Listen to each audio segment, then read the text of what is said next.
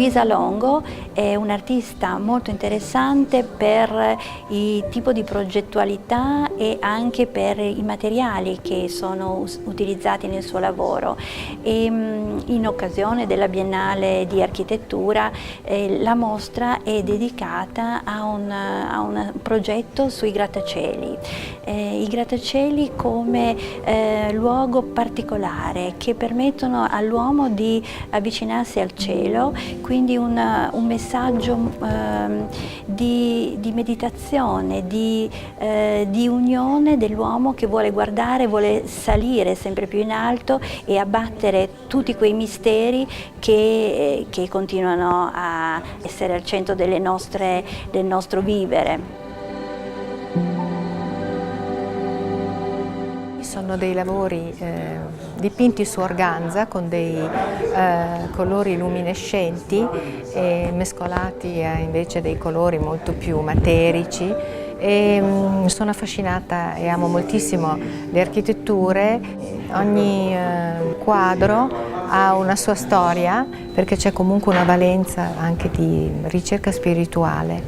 Per me c'è un mistero quando dipingo, un modo di vedere la vita, è come se fosse non una preghiera ma un mantra e per cui cerco di esprimere quello che non si riesce a dire a parole.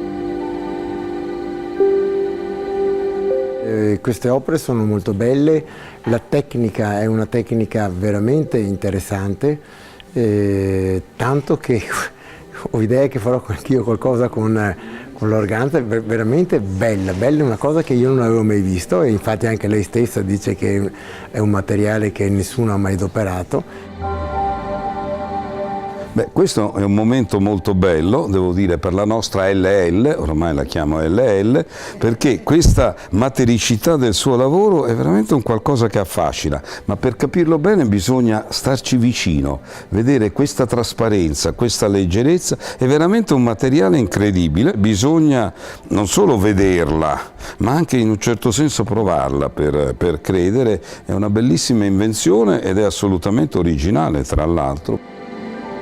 Ho scelto proprio l'organza perché attraverso la trasparenza e questi colori luminescenti permette delle sofisticazioni molto nuove secondo me, anche con l'aggiunta di colori magari che sono acidi e poi degli altri che sono dorati e degli altri che sono invece molto più caldi.